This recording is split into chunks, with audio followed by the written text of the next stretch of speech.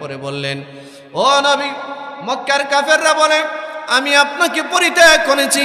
মক্কার কাফেররা বলে আমি আপনার উপরে নারাজ হয়ে গেছি। না না না, মা ওয়াদ্দাআকা রাব্বুকা ওয়া মা ক্বালা, আপনার রব আপনাকে পরিত্যাগ করেন নাই, আপনার রব আপনার উপরে অসন্তুষ্ট হন নাই।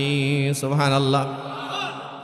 বরঞ্চ ওয়ালাল আখিরাতু খায়রুল লাকা মিনাল উলা, আমি আল্লাহ তো নির্বাচিত করেছি দুনিয়া থেকে পরকালটাই আপনার জন্য কল্যাণকর। দুনিয়ার এত নাজ নিয়ামত দিয়ে আপনি কি করবেন? পরকালটাই তো আপনার জন্য কল্যাণকর। আমার প্রিয় ভাইয়েরা, মক্কার কাফেররা রাসূলুল্লাহকে প্রশ্ন করতেন, এমন একটা গরিব মানুষই আল্লাহ নবী বানাইছে, মানুষ বুঝি আর খুঁজে পায় নাই। মক্কার কত দামি দামি মানুষ আছে, বড় বড় বড় জ্ঞানী গুণী আছে, বড় বড় ব্যবসায়ী আছে, বড় বড় টাকাওয়ালা ধনওয়ালা মানুষ আছে, তাদেরকে নির্বাচিত না করে মুহাম্মদের মতো একজন গরিব মানুষ, এতিম মানুষ, তারে বুঝি আল্লাহ নবুয়তি দান করছে। আমরা এটা মানতে পারি না। নাউজুবিল্লাহ বলেন। ভাই, আল্লাহ কাকে নবী বানাবে, আল্লাহ কাকে নবুয়তি দিবে, এটা কি মক্কার কাফেররা নির্বাচিত করবে না আল্লাহর পছন্দের ব্যাপার? জোরে বলেন, কার পছন্দের ব্যাপার? সম্মানিত হাজিরিন, মক্কার কাফেররা রাসূলকে এভাবে কষ্ট দিতেন আর বলতেন, এরকম একটা এতিম অসহায় নিঃস্ব মানুষকে আল্লাহ বুঝি নবী বানাইছে। আর আপনারা লক্ষ্য করে দেখবেন, আমাদের নবীর মতো নিঃস্ব কোনো মানুষ নাই।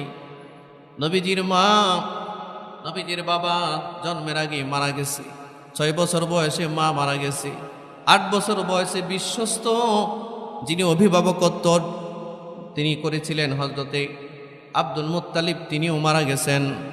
নবী নিঃস্ব, নবীর নিজস্ব ক্যাপাবিলিটি কিছুই ছিল না, মা বাবার কাছ থেকেও কিছু পান নাই। সত্যি নবীজি নিঃস্ব ছিলেন, নিঃস্ব। এই জন্য আল্লাহ বলেন, ওয়াওয়াজাদাকা আইলান ফাআগনা, নবী আপনি ছিলেন আইল, আপনি ছিলেন নিঃস্ব, আমি একটা সময় আপনাকে প্রাচুর্য দান করেছি। সুবহানাল্লাহ।